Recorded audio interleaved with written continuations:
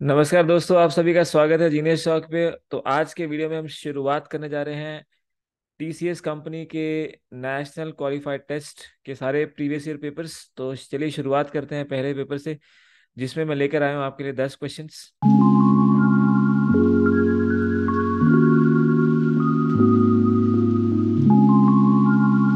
पहला क्वेश्चन आपके सामने। जॉन पीटर से फास्टर है, और जॉन और पीटर दोनों मिलके 24 किलोमीटर वॉक करते हैं, और उन दोनों की स्पीड का सम दिया हुआ है 7 किलोमीटर पर आवर। अगर उन दोनों के द्वारा लिया गया समय टाइम 14 आवर्स है, तो आपको बताना है जॉन की स्पीड। देखिए कैसे करेंगे। सबसे पहले देखेंगे दिया क्या है। टोटल टाइम दिया है, टोटल स्पीड दी है, और डिस्टेंस दोनों सेम कवर करते हैं। तो मान लेते हैं कि टोटल 24 हमें दिया ही हुआ है। अब एक चीज और कह रहा है, जॉन और पीटर की स्पीड का टोटल सम। अगर जॉन जे स्पीड से भागता है और पीटर पी स्पीड से भागता है, तो उन दोनों का सम 7 होगा। तो अगर आप जॉन को एक्स माने, तो पी की स्पीड होनी चाहिए 7 - एक्स, क्योंकि जब आप दोनों को ऐड करोगे तो ये एक्स से एक्स कैंसिल हो जाएगा और टोटल सम 7 आएगा। यानी कि जॉन की स्पीड एक्स है तो पीटर की स्पीड 7 - एक्स है। अब टाइम क्या होता है मेरे दोस्त? टाइम होता है डिस्टेंस अपॉन स्पीड। स्पीड हमने मान ली एक्स और 7 - एक्स, तो टाइम निकाल सकते हैं। और टाइम हमें दिया भी हुआ है। तो देखिए टोटल टाइम कितना दिया है 14, और टाइम होता है डिस्टेंस अपॉन स्पीड। तो अगर हम 24 डिस्टेंस जॉन की बात करें तो ये एक्स स्पीड से चलेगा, और ये 24 चलेगा 7 - एक्स से। तो ये हो गई मेरे दोस्त आपकी इक्वेशन। अब आपने कुछ नहीं करना है, इस इक्वेशन वो सॉल्व मत करिए, बिकॉज ये क्वाड्रेटिक इक्वेशन बन सकती है। इसको आगे बहुत लेंदी हो जाएगा, इसलिए ऑप्शन उठाइए। कौन सा ऑप्शन आपको ये क्वेश्चन सॉल्व करके दे देगा, बस वही हमारा आंसर हो जाएगा।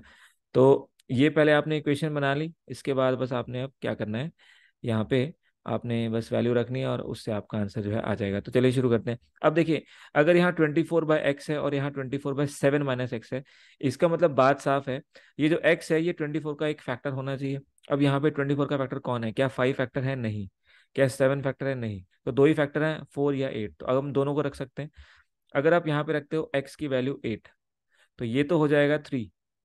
बट अगर आप यहाँ पे 8 रखते हो तो ये नेगेटिव में जा रहा है। 7 - 8 -1 हो रहा है, और ये -24 हो रहा है। और 3 - 24 कभी भी 14, जो कि हमारा राइट हैंड साइड है, इस केस में हमने इसको लेफ्ट हैंड साइड में लिया है, उसके इक्वल नहीं आएगा। तो यानी 8 भी हमारा आंसर नहीं हो सकता। तो अब हमारे पास ऑप्शन क्या बचा? अब यहाँ पे अगर आप 4 रखते हो तो 24/4, ये आप मेंटली मुंह जबानी सॉल्व कर सकते हो। 24/7 -4 हो जाएगा 3, और 3 8 होता है 24। 8 + 6 आपको दे रहा है 14, तो टाइम टोटल 14 आ रहा है। यानी करेक्ट आंसर जो हो जाएगा 4। बस इसमें यही ध्यान रखना है, ये क्वेश्चन इसीलिए आया है कि बहुत सारे बच्चे इसमें इसको सॉल्व करने लग जाएंगे क्वाड्रेटिक इक्वेशन बना के, बट वो नहीं करना है। ऑप्शन उठाने हैं और सीधा आपने टिक कर देना है। नंबर 2, ये है आपका वोटिंग से बेस्ड क्वेश्चन। देखते हैं इसमें क्या कहा है। इसमें कह रहे हैं कि एक सिटी है जहाँ पे 100% वोट जो है वो पड़ते हैं। तो मान लेते हैं 100% को हम 100 ले लेते हैं। इसमें 60% वोट्स कांग्रेस के हैं और 40% वोट्स बीजेपी के हैं। तो 60 इधर कांग्रेस, और यहाँ हम लेते हैं 40 बीजेपी। ठीक है। अब कह रहे हैं राम है, वो 75% ऑफ कांग्रेस वोट्स लेता है। यानी कि जो भी टोटल कांग्रेस की वोट्स हैं उनका 75%। आप जानते हो 75% होता है 75/100, यानी उसको लिखा जा सकता है 3/4। तो 3/4 ऑफ 60, यानी कि राम को कितना मिला? 45% यहाँ से मिला। यानी राम 60% में से 3/4 ले गया, इसका मतलब कांग्रेस की 45% सीट्स ले गया। और राम को मिलता है 8% ऑफ बीजेपी वोट। अब देखिए टोटल बीजेपी के पास 40 है, तो 8% कैसे निकालोगे? या तो आप ऐसे निकालो 8/100 × 40, या सीधे देख सकते हो कि 40 100% है तो 1% कितना हुआ, इस तरह से। तो जैसे 40 क्या है, 40 अपने आप में 100% है ना? तो अगर 40 100% है तो भाई 10% क्या हुआ? 10% हुआ 4। तो 1% क्या हुआ? 0.4। तो अगर 1% 0.4 हुआ, तो 8% बोला इसने। इसने कहा है 8% बीजेपी की वोट्स इसको मिलती हैं, तो 8% हो जाएगा 3.2। और यहाँ से आप सॉल्व करके देख लो, यहाँ से भी आपका ये 0 0 कैंसिल, और यहाँ 32/10, ये भी आपका 3.2। तो देखिए उसने कहा how many votes did Ram get. तो देखिए राम को 45% मिली कांग्रेस की और 3.2 मिली बीजेपी की। तो 45 + 3.2 बन जाएगा आपका ऑप्शन सी, विच इज 48.2 मिला। एक प्रोबेबिलिटी का अच्छा क्वेश्चन। यहाँ पे कह रहे हैं देर आर टू बैग्स, दो बैग्स हैं आपके पास जिसके अंदर वाइट और ब्लैक मार्बल्स हैं। तो ठीक है, दोनों बैग ले लेते हैं। ये है बैग नंबर 1 और यहाँ पे है हमारे पास बैग नंबर 2। कहते हैं फर्स्ट बैग में 8 वाइट मार्बल्स हैं। तो वाइट मार्बल्स कितनी है? 8। और 6 ब्लैक मार्बल्स, तो ब्लैक मार्बल्स कितनी है? 6। दूसरे में आपके पास 4 वाइट मार्बल हैं और 7 ब्लैक मार्बल हैं। तो अब कह रहे हैं 1 marble is drawn at random. आपने इन दोनों बैग में से केवल एक मार्बल को निकालना है। क्या प्रोबेबिलिटी होगी कि वो मार्बल जो है ब्लैक कलर की हो? तो चलिए कैसे करेंगे। तो सबसे पहले इस तरह के क्वेश्चन में क्या करते हैं, क्योंकि आपके पास दो बैग हैं और ये नहीं पता कि कौन से बैग से निकालनी है, तो हम सबसे पहले तो बैग चूज करेंगे। तो दो बैग हैं तो इसकी प्रोबेबिलिटी क्या हो जाएगी? 1/2। टू हमारे पास टोटल बैग्स, एक बैग हमें चूज करना है। मान लेते हैं हम पहली पहली जो हमने बॉल निकाली, मान लेते हैं हमने फर्स्ट बैग से निकाली, इसमें से निकाली। तो इसमें ब्लैक बॉल्स कितनी है? 6। तो 6 टोटल, इसकी प्रोबेबिलिटी क्या होगी? टोटल 14 बॉल्स है। तो ये हमारा 6/14 हो गया। अब प्लस लगाना पड़ेगा। प्लस का मतलब या तो हमने पहले बैग से निकाली या फिर दूसरे से निकाली, तो ये हाफ हो जाएगा। यहाँ ब्लैक बॉल्स कितनी है दोस्त? यहाँ पे है 7। और टोटल कितनी है? 7 + 4 11। और यहाँ अगर इसको थोड़ा सॉल्व करें तो ये आएगा 3/7। फर्दर सॉल्व करने पे ये मिल जाएगा आपको 3/14 +7/22। अब यहाँ पे 14 और 22 है, तो आप इसको सॉल्व कर सकते हो। 14 के अंदर होता है 2 और 7, और 22 के अंदर होता है 2 × 11। तो इसका एलसीएम आ जाएगा, 2 ऑलरेडी यहाँ है तो 11 यहाँ पे आ जाएगा। अब आप सॉल्व करिए, 14 से चला गया तो 11 3 ज़ा 33, 11 बचा, 11 3 ज़ा 33। यहाँ 22 है तो 7 7 ज़ा 49। तो इसको अगर ऐड करेंगे तो ये 2, और यहाँ पे 8, तो 82/14 × 11 आ जाएगा। अब अगर हम थोड़ा सॉल्व करें तो ये बन जाएगा 7, ये बन जाएगा 41। तो 41/11 × 7, 41/77, यानी कि ऑप्शन डी दोस्त हमारा यहाँ पे आंसर हो जाएगा। राइट। तो बहुत अच्छा क्वेश्चन है। आपने पहले बैग सेलेक्ट करना है, उसके बाद बॉल सेलेक्ट करनी है। और प्लस क्यों आया? प्लस इसलिए आया क्योंकि हमें ये नहीं पता कि कौन से बैग से हम एक्चुअली बॉल निकाल रहे हैं, क्योंकि वो किसी भी बैग से हो सकती है, इसलिए हमने बीच में प्लस लगाया। प्लस का मतलब होता है या तो पहला बैग या तो दूसरा बैग। अगर दोनों बैग लेने होते, दो बॉल्स निकालनी होती, तो मल्टीप्लाई लगता है उस केस में। उसका मतलब होता है पहला बैग भी लिया और दूसरा बैग भी लिया, यानी टोटल उस केस में हम दो बॉल्स निकालते हैं। आपको बनानी है एक टीम, 11 हमारे पास मेंबर्स की टीम बनानी है। और उनमें क्या ऑप्शन है अपने पास? हमारे पास ऑप्शन है भाई 5 मेन और 11 वीमेन। 5 मेन और 11 वुमेन में से टोटल 11 की टीम बननी है। और कंडीशन है कि 3 से ज्यादा मेन नहीं होने चाहिए। तो बहुत बढ़िया क्वेश्चन है। 3 से ज्यादा मेन नहीं होने चाहिए, इसका मतलब इनडायरेक्टली ये लिखा है एट मोस्ट 3 मेन, है ना, कि मैक्सिमम टू मैक्सिमम कुछ भी हो जाए, 3 मेन से ज्यादा नहीं होने चाहिए। इसका मतलब अब हम शुरू करते हैं। 3 मेन का मतलब क्या है? यानी हम मिनिमम से 3 तक जा सकते हैं। चलिए शुरू करते हैं। सबसे पहला केस, अगर 0 मैन लिया तो फिर 11 पूरे करने के लिए 11 की 11 वुमेन लेनी पड़ेंगी, पहला केस। अगर 1 मैन लिया तो अब 10 वीमेन आएंगी, क्योंकि टोटल 11 करने हैं ना, ये वाला। अगर 2 मैन लिया तो 9 वुमेन आएंगी। अगर 3 मैन लिए तो फिर 8 वुमेन आएंगी, और 3 से ज़्यादा ले नहीं सकते। तो बस ये 4 केसेस हमारे बनेंगे। अब हमें इनको सॉर्ट कर देना है। टीम का सिलेक्शन होना यानी कि कॉम्बिनेशन लगना है ना। कॉम्बिनेशन क्यों लगना भाई? क्योंकि टीम के सिलेक्शन होने में हम लोगों को सेलेक्ट कर रहे हैं ना, उनको चुन रहे हैं। तो जहाँ पे सिलेक्शन होता है वहाँ पे कॉम्बिनेशन लगता है। तो देखिए, पहला केस, 5 में से एक भी मैन नहीं आया, इसका मतलब इसको लिखेंगे 5C0। फिर अब मल्टीप्लाई क्यों? क्योंकि टोटल 11 करने थे, अभी तो 0 ही आया।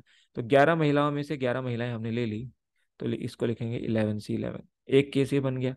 इसके बाद अगला केस, 5 में से 1 मैन, तो 5C1। और 11 में से 10 महिलाएं, 11C10। क्योंकि एक यहाँ हो गया, 10 यहाँ, टोटल 11 हो गया। मल्टीप्लाई क्यों? क्योंकि 11 तो करने के लिए दोनों चाहिए ना, मैन भी वुमेन भी। फिर 5C2 × 11C। अब यहाँ पे 5 में से 2 ले लिए और 11 में से 9 ले लिए, तो 9। और फिर आखिरी में 5C3 और 11C8, क्योंकि यहाँ 8 ले लिए। तो ये हमारे दोस्तों केसेस बन गए। अब देखिए, या तो ये केस पॉसिबल है पहला वाला, या फिर ये, तो बीच में क्या आएगा? प्लस। ठीक है, क्यों? क्योंकि हर केस में 11 बन रहे हैं, तो कोई भी एक केस पॉसिबल हो सकता है, इसलिए हम क्या लगा रहे हैं बीच में प्लस, वही या वाला फैक्टर। या तो पहला केस, या दूसरा केस, या तीसरा, या चौथा, कोई भी केस आए, हर केस में जो है ये कंडीशन फुलफिल है। तो अब हम इसको सॉल्व कर लेते हैं। अब देखिए, आप जानते होंगे कुछ रूल्स, जैसे कि NC0 होता है मेरे दोस्त 1, ऐसे ही NCN भी 1 होता है। इसके बाद में NC1, ये हमेशा N होता है। ये 3 रूल आप हमेशा ध्यान रखिए, कॉम्बिनेशंस के केस में काफ़ी काम की चीज़ है। अब हम इसको सॉल्व करते हैं। तो भाई यहाँ पे 5C0, NC0 क्या होगा 1, और NCN देखो 11C11, ये भी 1 होगा, एक केस ये बना। इसके बाद प्लस, प्लस 5C1, 5C1 होगा 5, हमने यहाँ पे देखा 5C1 5 होगा, और 11C10। अब एक रूल जरा और याद करिए, NCR जो होता है वो होता है NCN-R। इसको हम थोड़ा समझ भी सकते हैं। जैसे कि मान लीजिए, अगर हम यहाँ देखें 11C11, तो यहाँ पे 11C10, तो ये 11C10 को हम लिख सकते हैं, 11C10 को लिख सकते हैं 11C11-10। इससे क्या होगा कि 11C1 बन जाएगा, जिसका आंसर 11 होगा। तो इसलिए 11C10 को 11C1 लिख के हमने क्या लिख दिया, 11 लिख दिया। ये दूसरा केस हो गया। इसके बाद तीसरा केस 5C2, इसको सॉल्व कैसे करते हैं, देखो 5C2 कैसे सॉल्व करते हैं, बिना फैक्टोरियल के मैं आपको बता रहा हूँ। 5 को 2 स्टेप पीछे लेके जाइए, तो 5 को 2 स्टेप पीछे यानी 4 तक, और इस 2 का फैक्टोरियल, 2 का फैक्टोरियल होता है 2, तो इसी वजह से 10 होता है, इंटू 11C9। अब 11C9, हम 9 स्टेप तो पीछे जा नहीं सकते, इसलिए हम क्या करेंगे, 11C9 को 11 - 9 यानी 11C2 लिख देंगे। और 11C2 कैसे सॉल्व कर सकते हैं, 11 × 10, 11 से 2 स्टेप पीछे और 2 का फैक्टोरियल, तो ये बन जाएगा 55। तो ये हमारा यहाँ से ये भी आ गया। तो ये केस भी हो सकता है, या ये केस हो सकता है, या ये वाला, और एक और बचा है उसको भी लिख लेते हैं 5C3। अब देखिए 5C3 को NCN-R वाले फॉर्मूले से 5C5-3 लिखा जा सकता है, यानी कि इक्वल टू 5C2। तो 5C2 का मतलब हो गया फिर से 10, 5 × 4/2 factorial which is 2, into 11C8। अब यही चीज यहाँ पे भी 11C8 को हम लिख सकते हैं 11C8, इसको लिख सकते हैं 11C11-8 विच इज 11C3।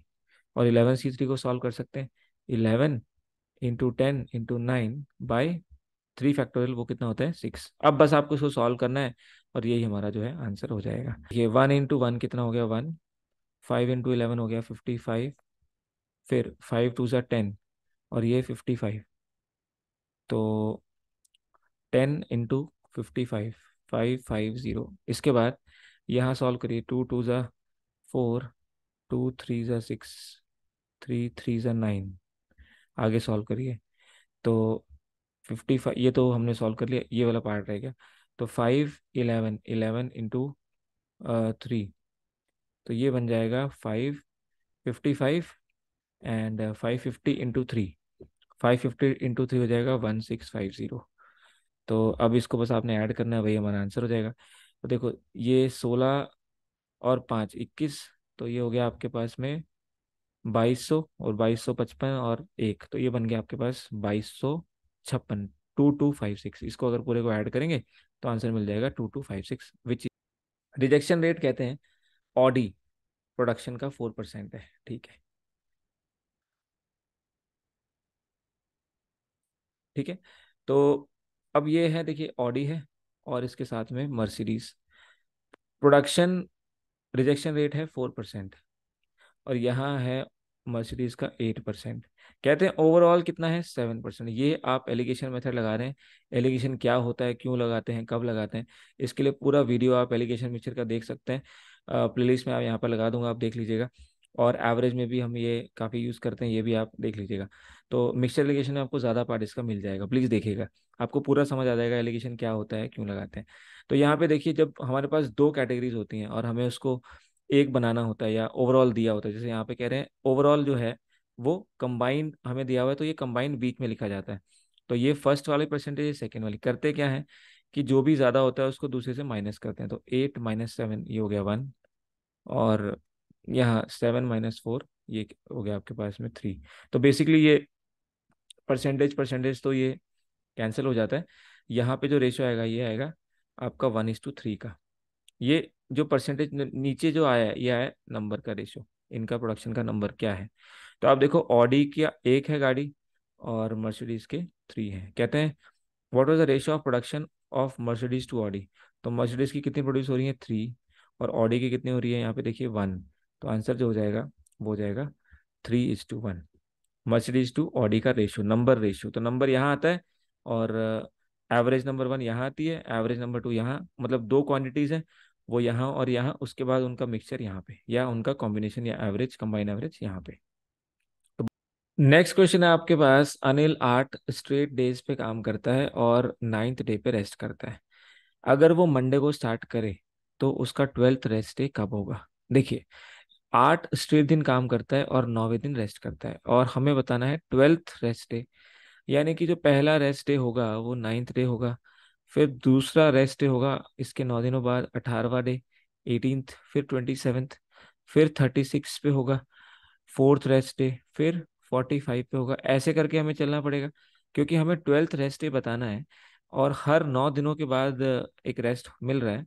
तो इसका मतलब हमें निकालना है 108th डे, मतलब 108th डे पे क्या दिन होगा, क्योंकि देखिए फर्स्ट मल्टीपल ऑफ 9 पे पहला रेस्ट, सेकंड मल्टीपल ऑफ 9 पे दूसरा रेस्ट, और थर्ड मल्टीपल ऑफ 9 पे तीसरा रेस्ट। यानी अगर 12th रेस्ट डे बताना है तो 12 × 9 हो जाएगा 108 डे। अब देखिए वो स्टार्ट करता है मंडे से। अब देखिए अगर 108 डे की बात करें, आप जानते हैं हर वीक में वही डे रिपीट होता है हर वीक के बाद। तो अगर इसको डिवाइड करें 7 से तो 15 वीक पूरे पूरे आ जाएंगे, क्योंकि 15 7 से 105, और 3 दिन आपके एक्स्ट्रा बच जाएंगे। यानी अब हमें फिर से मंडे से स्टार्ट करना है, और 3 दिन मंडे को इंक्लूड करते हुए, तो मंडे, ट्यूसडे और वेनेसडे। इसका मतलब जो 12th रेस्ट डे होगा वो क्या होगा, वेनेसडे होगा। तो ये आपका इसका आंसर हो जाएगा। कहते हैं 10 प्रोग्रामर है, 10 लाइन लिखते हैं 10 मिनट में। देखिए इसके लिए याद कर लीजिए M1 D1 H1 by W, MDH मसाला। तो ये हम टाइम वर्क में भी डिस्कस करेंगे जल्दी ही। M2D2H2 by W2। कभी भी आपके पास एक काम आ जाए और दो डिफरेंट ग्रुप्स उस काम को कर रहे हो तो आप सीधा सीधा लगा सकते हैं। तो यहाँ पे नंबर ऑफ मैन कितने हैं, सबसे पहले 10 प्रोग्रामर्स, तो M1 यानी कि नंबर ऑफ मैन, तो 10 प्रोग्रामर। कितने दिन लगे ये तो नहीं दिया हुआ, पर टाइम दिया हुआ है, तो डे तो नहीं दिया हुआ तो इसको हटा सकते हो। तो टाइम दिया तो टाइम पे फोकस करो, कितना 10 मिनट में। और ये डब्ल्यू होता है वर्क, ये होता है आवर्स या मिनट, जो भी टाइम दिया हो उसको आप बोल सकते हो। ये MDH मसाले की वजह से हम यहाँ पे MDH लिखते हैं, एल्स ये H मतलब टाइम है। तो 10 मिनट लगे और अब काम क्या है, 10 लाइन लिखनी थी, तो यहाँ पे आ गया 10। अब कहते हैं कितने प्रोग्रामर चाहिए, यानी M2 की वैल्यू चाहिए आपको। 60 लाइन टाइप करवानी है, यानी अब काम 60 है और 60 ही मिनट्स में कराना है। तो देखो ये कैंसिल हो गया, यहाँ से ही कैंसिल हो गया। तो M2 की वैल्यू क्या आ गई दोस्तों, ये आ गई 10, which is option C. A+B को जब 12 से डिवाइड करते हैं तो रिमाइंडर 8 आता है। चलिए देखते हैं, A+B को जब आप 12 से डिवाइड करते हो तो रिमाइंडर क्या आता है 8। तो सबसे पहली वैल्यू, सबसे सिंपल वैल्यू A+B की क्या हो सकती है। देखिए अगर रिमाइंडर 8 आ रहा है तो इसका मतलब ये A+B के अंदर 8 ज़्यादा रहा होगा, तभी ये नीचे आ रहा है 12 से। तो इसका मतलब A+B की मिनिमम वैल्यू मैं 20 ले सकता हूँ, क्योंकि अगर यहाँ 20 लूंगा तो 12 × 1 = 12, और ये नीचे रिमाइंडर 8 आ जाएगा। तो ये हम ले सकते हैं 20 हो सकता है, या 20 का कोई मल्टीपल मान लीजिए 20K है। ऐसे ही A-B को कहते हैं 12 से डिवाइड करवाया और रिमाइंडर हो गया 6, ये रिमाइंडर हुआ है। अब फिर वही देखिए, ये वही सेम चीज़, अगर आप 12 से डिवाइड करवा रहे हो और रिमाइंडर 6 आ रहा है तो A-B की मिनिमम वैल्यू क्या होनी चाहिए। A-B को 12 से आपने डिवाइड करवाया और रिमाइंडर ले आए 6, यानी कि A-B इससे 12 से 6 ज़्यादा होना चाहिए। यानी आप लिख सकते हो A-B जो है वो कम से कम 18 तो होना ही चाहिए। A-B से 6 ज़्यादा है ना, तो 12 से 6 ज़्यादा तो 18, क्योंकि तभी आपका 6 जो है रिमाइंडर आएगा। अब देखो दो इक्वेशन आ गई, आपको पता है कैसे सॉल्व करते हैं। B से B कैंसिल, तो ट्वाइस ऑफ A, मतलब इन दोनों को ऐड करके डिवाइड बाय 2 करते हैं, तो 38K/2, तो ये बन जाएगा 19K। तो ये A की वैल्यू आ गई आपके पास 19K। के। अब के की वैल्यू अगर पुट करोगे 1, तो ए की मिनिमम वैल्यू आ गई 19 यहाँ पे, क्योंकि कहा है कि ए ग्रेटर देन बी, तो इसलिए ए हमने आगे रखा है। अब ऐसे ही अगर आप ए आ गया तो बी कितना आ जाएगा, ये 20 था, मिनिमम वैल्यू क्या है 20 × 1, तो बी की वैल्यू क्या आ जाएगी, अगर यहाँ पे रखोगे ए 19 तो बी आ जाएगा 1। अब क्या पूछा है, what is the reminder when A B divided by 6, तो ए बी देख लेते हैं। ए बी को जब 6 से डिवाइड करेंगे तो ए क्या आया 19, बी आया 1, तो 6 3 × 18, इसको जब डिवाइड करोगे 19 को 6 से, 6 3 × 18 पूरा पूरा चला जाएगा, रिमाइंडर आएगा मेरे दोस्त 1। तो बहुत बढ़िया क्वेश्चन है, ए एंड बी की फॉर्म में दिया हुआ है क्वेश्चन। दिन रमेश ने शुरू किया 30 मिनट्स लेट, तो ये अर्ली लेट वाला क्वेश्चन है, बहुत बढ़िया टाइप है, एक एक्स्ट्रा चीज दी हुई है, उस पर फोकस करेंगे। तो रमेश ने 30 मिनट्स लेट शुरू किया अपने घर से, और 25% स्लोअर वो चला। 25% का मतलब, तो आप जानते हो 25% का मतलब होता है 25/100 विच इज 1/4। यानी अगर उसकी स्पीड पहले थी 4, तो अब उसकी एक कम हो गई क्योंकि रिड्यूस हुआ है, स्लोअर है, तो 4 से क्या होगी उसकी स्पीड 3। और अब बोल रहे हैं कि इसी वजह से वो 50 मिनट्स और लेट पहुंचता है, एक तो पहले ही 30 मिनट्स लेट चला था, और 50 मिनट्स और लेट पहुंचता है। तो कितना टाइम उसको लगेगा नॉर्मली लगता है मार्केट से घर को जाने में। देखो पहली चीज, मार्केट से घर हो या घर से मार्केट हो, भाई डिस्टेंस तो सेम है ना। तो इसमें क्या कॉन्सेप्ट लगता है, अगर डिस्टेंस सेम है तो स्पीड और टाइम का जो रिलेशन है वो रिवर्स हो जाता है। यानी जो स्पीड है अगर वो पहले 4 थी, अब एक कम हो गई तो 3 हो गई, तो जो टाइम है वो आपका इसका रिवर्स हो जाएगा, क्योंकि डिस्टेंस फिक्स है तो स्पीड और टाइम का रेशो S1/S2 का जो भी रेशो है वो T2/T1 के रेशो के इक्वल रहेगा, मीन्स रेशो रिवर्स हो जाएंगे। तो ये अगर 4/3 है तो ये हो जाएगा 3/4। ठीक है, इसको आप ऐसे भी समझ सकते हो, जैसे कि इसका रिवर्स होता है 1/4, इसका रिवर्स होता है 1/3। अब ये प्रॉपर रेशो नहीं माने जाते, इसीलिए इनको इनके एलसीएम से मल्टीप्लाई करते हैं, तो ये आ जाता है 3 और ये आ जाता है 4। इसी करके यहाँ पे 3 और यहाँ पे 4 आता है। ठीक है, तो ये आपको पता होना चाहिए लॉजिकली, बट इसको लिखना नहीं है, क्योंकि 2 में तो सीधा सीधा आप रिवर्स कर सकते हो, 3 में हम ऐसा नहीं कर सकते, वहां लिखना पड़ेगा। तो ये हो जाएगा 3 और ये हो जाएगा 4। अब जरा ध्यान दीजिए, 30 मिनट्स वो लेट चला था ऑलरेडी यहाँ से, और इसके बावजूद 50 मिनट्स लेट पहुंचता है, यानी कि ओवरऑल जो गैप है वो 20 मिनट्स का रहा। अब देखो यहाँ पे पहले उसको 3 समय लगता था, अब 4 समय लग रहा है, यानी कि अभी एक्चुअली में वो एक डिफरेंस ले रहा है ज्यादा, मतलब 1 यूनिट टाइम ज्यादा ले रहा है, जिसकी वैल्यू है 30 और 50 का डिफरेंस। क्योंकि ऑलरेडी वो देखो, अगर कोई बंदा 50 मिनट लेट हो रहा है, इसका मतलब कुछ तो और लॉजिक हो सकता है कि वो लेट है। तो वो लॉजिक ये है कि वो क्योंकि पहले 30 मिनट ऑलरेडी लेट चला है, तो बेसिकली वो लेट हुआ कितना भाई, 20 मिनट ही लेट हुआ ना, क्योंकि 30 मिनट तो वो पहले ही लेट चला था। तो इस डिस्टेंस को ट्रैवल करने में वो 20 मिनट लेट चला है। इसका मतलब 1 यूनिट हमारे पास लेट आ रहा है कि पहले 3 टाइम लेता था अब 4 लेता है, तो एक की वैल्यू आ गई 20। तो 3 की वैल्यू, यूजुअल टाइम कौन सा है, ये वाला जो पहले था, तो एक की वैल्यू 20 आ गई, तो 3 की वैल्यू हो जाएगी 3 × 20, दैट इज 60। तो 60 जो है उसको मिनट्स यहाँ पे लगेंगे। आई होप ये क्लियर है। ठीक है, तो रेशो से करना है, 3:4 हो गया, डिफरेंस 1 आ गया, 1 की वैल्यू 20, क्योंकि बंदा ऑलरेडी 30 मिनट लेट था, 50 मिनट टोटल हुआ, तो इसका मतलब एक्चुअली में 20 मिनट लेट हुआ, तो एक की वैल्यू 20 हो गई, 3 की वैल्यू 60 हो गई। 3 कंटेनर है A B C, तो ये मैंने मिक्सचर में भी आपको ये क्वेश्चन करवाया, मिक्सचर के पहले ही टाइप में, जिसमें मिक्सचर 1 में ये सेम क्वेश्चन मैंने आपको वहाँ पे भी करवाया, आप जाकर देख सकते हैं, प्लेलिस्ट में यहाँ पर लगा दूंगा, आप देख लीजिएगा। तो हमारे पास 3 कंटेनर है और इनका मिल्क वाटर का रेशो दिया है। देखो ऐसे क्वेश्चन में क्या करते हैं, 3 कंटेनर है हमारे पास, 1 2 एंड 3, सब में अलग अलग मिल्क और वाटर का रेशो हमें दिया हुआ है। तो 1:5, 3:5 और 5:7। अब इनकी कैपेसिटीज बताइए, इसकी 5 है, इसकी 4 है, और इसकी फिर से 5 है। पर पहले तो इनको रेशो वाइज पहले सेम करेंगे, क्योंकि रेशो वाइज यहाँ 6 है, यहाँ 8 है, और यहाँ 12 है, तो रेशो वाइज इसको हम फिक्स करेंगे, उसके बाद हम इसको जो है मिक्स करके, अगर इनको मिक्स करके एक कंटेनर में डाल दें तो उसका रेशो पूछा है। तो देखिए ऐसे क्वेश्चन में क्या करते हैं, सबसे पहले यहाँ पे रेशो लिखिए। तो ये है मिल्क, ये है वाटर। पहला कंटेनर 1:5, दूसरा container, let's write it like this, कई बार ये कंफ्यूजन कर देता है। तो सेकेंड कंटेनर हो गया 3:5, और थर्ड कंटेनर हो गया 5:7। तो देखो, अगर ऐसा है तो ये टोटल जो है हमारे पास 6 यूनिट्स है। ये टोटल कितना है, 8 यूनिट्स। ये टोटल कितना है, 12। तो इनकी कैपेसिटीज का रेशियो तो दिया है, बट पहले कैपेसिटीज बराबर तो करें। तो यहाँ टोटल 8 है, यहाँ 12 है, और यहाँ 6 है। तो इन तीनों का पहले एलसीएम ले लीजिए। तो इन तीनों का एलसीएम होगा 24। यानी कि 6 को 24 बनाने के लिए क्या करना पड़ेगा, ×4। 8 को करने के लिए ×3 करना पड़ेगा, और 12 को ×2 करना पड़ेगा। तो यानी कि अगर 6 को ×4 कर रहे हैं तो इसका मतलब यहाँ भी पूरा ×4, और यहाँ इंटू पूरा 3, और यहाँ ×2। तो अब नया रेशो क्या बनेगा, तो ×4 करेंगे तो ये बनेगा 4:20।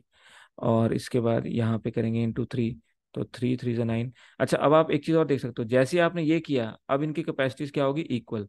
तो आप डायरेक्ट कर सकते हो, जैसे आपने यहाँ पे ये सॉल्व किया, इनकी कैपेसिटीज होगी इक्वल, है ना। तो यहाँ पे क्या था, आप यहाँ पे डायरेक्ट भी लिख सकते हो। जैसे सेकेंड था, दिस वाज 3:5, तो इसको हमें 3 से मल्टीप्लाई करना था, और इसको 4 से, है ना, और इसको 2 से। तो अब आप एक चीज़ समझ गए हो कि 4 3 2 से हमने मल्टीप्लाई करना है इस तरह से।